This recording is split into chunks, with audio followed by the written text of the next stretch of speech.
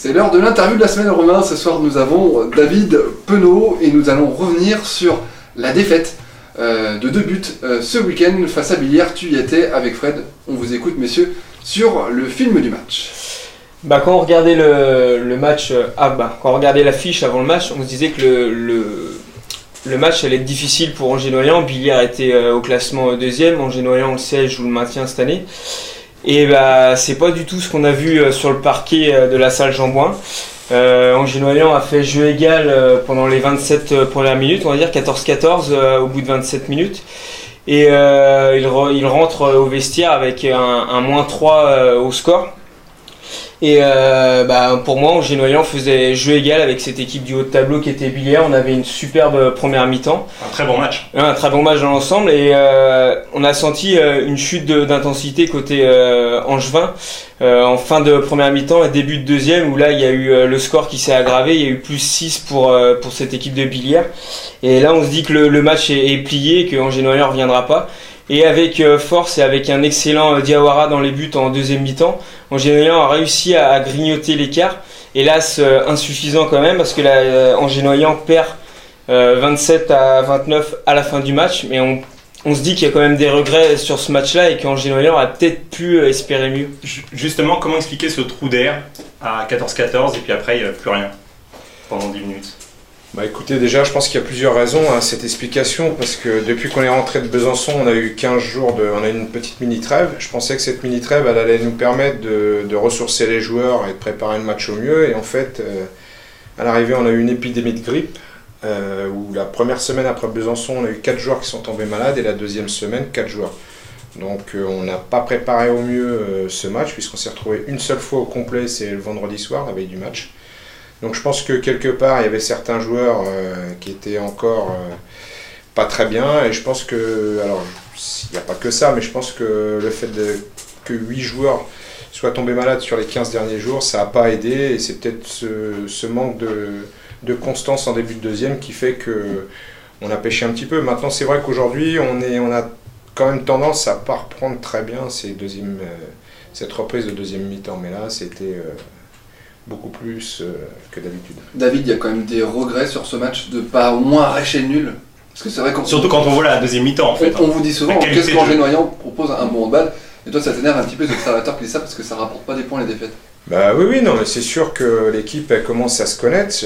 Il faut quand même pas oublier que l'équipe elle a été remaniée avec beaucoup de nouveaux joueurs à l'intersaison, plus des joueurs qui sont restés, qui étaient un peu traumatisés des 2 dernières saisons précédentes par rapport aux résultats, donc il a fallu un petit peu retravailler tout ça. Maintenant c'est vrai qu'on joue de mieux en mieux, mais des regrets, oui, j'ai beaucoup de regrets, parce que c'est des matchs à domicile, et à domicile il faut qu'on redevienne une place forte du handball, et c'est comme ça qu'on va se faire respecter. Je pense qu'aujourd'hui les équipes qui viennent à Angers commencent à nous respecter, et de perdre des points à domicile dans la course au maintien c'est toujours délicat, oui, donc fatalement oui, j'ai beaucoup de regrets.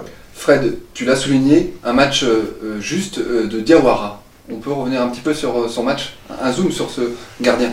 Il est rentré en deuxième mi-temps à la place de Komenovic, et là on l'a vu faire des arrêts venus d'ailleurs, des manchettes où on voyait le ballon qui allait aller en lucarne et il faisait un arrêt réflexe. Il a fait une très bonne deuxième mi-temps, beaucoup d'arrêts. Et je pense que ça redonnait confiance aux joueurs qui étaient devant lui, et forcément on s'est mis à espérer pouvoir revenir, et c'était de bon augure côté Noyant-Angevin. Parce que David Penaud, c'est pas évident pour Momi Diawara de vivre dans l'ombre de Komenovic, qui peut-être pour moi fait au moins sa meilleure saison. Non, puis c'est tout simplement l'un des meilleurs gardiens de Pro D2, je pense, Komenovic, quasiment, enfin l'un des meilleurs. Oui, c'est l'un des meilleurs gardiens de Pro D2. Maintenant, Maury, le contrat quand il est venu à Angers, c'est un jeune joueur, donc il voulait apprendre. Le contrat il était simple, il savait qu'au départ il était numéro 2 et qu'il aura du temps de jeu en fonction des prestations de Komenovic. Maintenant, c'est vrai qu'il y a en ce moment eu des matchs excellents, voire très très bons. Là, il n'a pas été très bon en première mi-temps, à la reprise non plus, donc j'ai lancé Maury, et je pense que je suis content pour lui, parce que c'est quelqu'un qui s'entraîne sérieusement, qui est besogneux, et c'est vraiment la consécration de tout ce qu'il fait à l'entraînement, parce qu'en plus il a quand même mentalement il est assez solide, parce qu'il joue pas beaucoup et il a réussi à rentrer et à faire une prestation correcte, donc moi je trouve que c'est bien. En plus c'est un jeune gardien qui est prometteur. En plus, bon, il est parti avec l'équipe du Sénégal, on ne l'a pas vu pendant un certain temps, donc tout ça, c'était un peu dur pour lui, et je pense que c'est mérité cette prestation. Romain, on reste toujours sur cette réception du dauphin. Non, Villiers. quand on voit le match contre Villiers, ce qui manque à Angers-Noyant, c'est davantage de joueurs, davantage de rotation. Ça, on est d'accord, David. Oui, et puis on a un joueur aujourd'hui, on manque de rotation, ça c'est une certitude, puis on a aussi un poste où on est moins performant que sur les autres postes. Aujourd'hui, au poste d'arrière gauche, on est en déficit de buts par rapport aux autres postes. Mais maintenant, oui. Aujourd'hui, les équipes du haut de tableau et nous, la différence, elle se fait sur les rotations, sur la complémentarité des joueurs. Nous, aujourd'hui, on n'a pas un effectif qui est pléthorique. En plus, on a eu beaucoup de blessés. On a des joueurs qui reviennent de blessures. Il a fallu qu'on compose avec tout ça. Donc, c'est un petit peu compliqué. Mais c'est vrai mais bon, on fait avec, quoi. Un petit mot sur Skander Bouchkara. Comment vous l'avez trouvé? Comment vous le trouvez? Skander, il a quand même été arrêté. Il n'a pas joué depuis le mois de mai l'année dernière. Il est en reprise. Il a été arrêté plus de 6 mois. Une blessure au tendon d'Achille relativement grave. Donc, par expérience, je sais que c'est un joueur qui va revenir, mais il faut être patient. Lui, il veut revenir vite parce que pour plein de raisons, il veut bien faire, il est en fin de contrat. Mais on sent aujourd'hui qu'il boitille, qu'il n'est pas à 100%, qu'il est hésitant, que non, ça va pas se faire comme ça du jour au lendemain. Il faut qu'il soit patient, et le problème c'est qu'aujourd'hui il ne l'est pas, quoi. Il y a d'autres, excusez-moi, il y a d'autres joueurs qui sont pas à 100%. On pense à Julien Delabretèche. Je voulais en parler. Voilà. Justement. En ce moment, il joue. Prestation sont un petit peu en dents de scie. Voilà, il joue que sur un genou.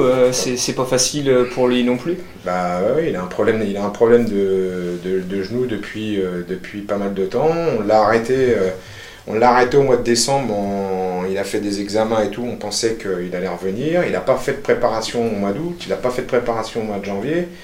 Il s'est soigné et il boitille toujours. Il a toujours mal. Bon, je pense que lui, en plus, mentalement, c'est dur parce qu'il aimerait bien savoir ce qu'il a. Et aujourd'hui, le staff médical, on ne trouve pas, par l'usure de son genou, une solution pour essayer de le mettre sur ses deux jambes, quoi. A-t-il vraiment aussi réussi à digérer son vrai faux départ pour le LNH? Parce qu'on sait que ce joueur était en instance de départ avant que vous arriviez et c'était pratiquement signé en LNH. Si c'était signé, il serait parti. Ouais, mais le club a déposé bilan. C'était le club de l'ENH qui avait Saint-Cyr. C'était Saint-Cyr. C'était à deux signé à Saint-Cyr. C'était Saint-Cyr ou Nîmes? L'ancien club de Hernandez Pola. Voilà. Ouais, écoutez, oui, c'est Est-ce un que vous joueur. avez senti un joueur au départ qui était peut-être pas trop concerné, entre guillemets, hein? Non, parce qu'il avait été, moi quand je suis venu ici début juin où j'ai fait des entretiens individuels, il avait été honnête, il avait dit qu'il voulait jouer en LNH et puis moi en tant qu'entraîneur, pour avoir entraîné pendant 8 ans en LNH, je me vois pas retenir un joueur qui a le niveau et qui peut aller jouer en LNH. Maintenant ça s'est pas fait pour lui, dommage pour lui, mais après il est reparti en étant motivé par rapport au projet d'Angers. Non, je pense que ça n'a pas été un problème mental pour lui, je pense qu'aujourd'hui son problème mental il est lié à son problème de genou. Parce que justement, il n'arrive pas à s'en sortir et c'est ce qui fait qu'il est en plein doute total, quoi. Et vous qui avez évolué en LNH, a-t-il le niveau LNH Julien Delabretèche? Aujourd'hui, moi, j'ai pas eu la chance de voir comme vous l'avez vu, Julien. On m'a dit qu'il avait été très performant les années d'avant. Moi, pour Cette année, je l'instant, pense que c'est limite. pour l'instant, Julien, il joue sur une jambe, donc c'est aujourd'hui difficile. En plus, il fait pas de préparation. Pour moi, aujourd'hui, Julien, il peut pas jouer en LNH. Avec les exigences de la LNH, c'est pas possible. Il faut qu'il se soigne d'abord, je pense. Lucas Bouchta, c'est lui aussi un peu le même problème sur une jambe en ce moment. De toute manière, on est déficient sur le poste d'arrière gauche, hein. Si on fait la somme des 3 joueurs, là, on est au 3e. Et lui, il a un problème d'épaule.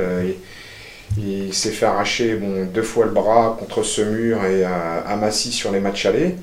Et pareil, il a des problèmes d'épaule. Et si on arrivait à avoir au moins un joueur à 100% de ces 3-là, je pense que ça gommerait un petit peu notre déficience sur ce poste-là. Oui. Fred, tu voulais en parler de tous ces petits bobos de début de saison qui ont un petit peu handicapé David Penaud parce que le début de saison a été relativement compliqué aujourd'hui.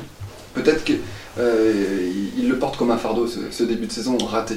Oui, le début de saison, on en parlait tout à l'heure, il était entre guillemets catastrophique, mais c'est vrai qu'il y a beaucoup de facteurs. Hein. Quand on voit le nombre de blessés, la liste à l'infirmerie, elle était énorme pendant un moment, entre Michel Barane qui était blessé, Skander Bouchkara, Julien Delabretèche, Bouchta, Klimek aussi, plus les joueurs qui étaient traumatisés des deux dernières saisons, ça faisait beaucoup, hein, entre des Johan Odarik, des Ziada qui ont connu tout ça, oui, qui ont connu toutes les galères niveau sportif, ça faisait beaucoup et on était un peu inquiet pour la continuité de la saison, même si on savait qu'il y avait de la qualité dans cette équipe, on avait peur.